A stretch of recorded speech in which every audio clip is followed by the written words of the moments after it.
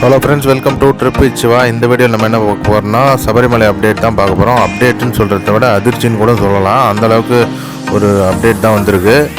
என்னன்னு கேட்டிங்கன்னா, பக்தர்கள் கூட்டம் அதிகமாக வர்றதுனால வருகின்ற ஜனவரி 10 முதல் 15 தேதி வரை ஸ்பாட் புக்கிங் நிறுத்தி வைக்கப்படுகிறது.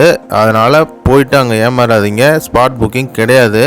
இது அஃபிஷியலான நியூஸு, திருவிதாங்கூர் தேவஸ்வம் போர்ட்லேருந்தே சொல்லியிருக்காங்க. அதனால் போயிட்டு அங்கே ஏமாந்துடாதீங்க.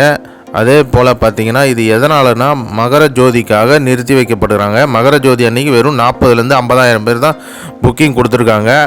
மகர ஜோதி முடிஞ்சதுக்கப்புறம் 16ஆம் தேதியிலேருந்து நிறைய பேர் அலோவ் பண்ணுறாங்க. அதுக்கு ஸ்பாட் புக்கிங் அதுக்கப்புறம் அலோவ்டு உண்டு. அதனால் 16ஆம் தேதிக்கு மேலே போகிறதுக்கு பிளான் பண்ணி போங்க.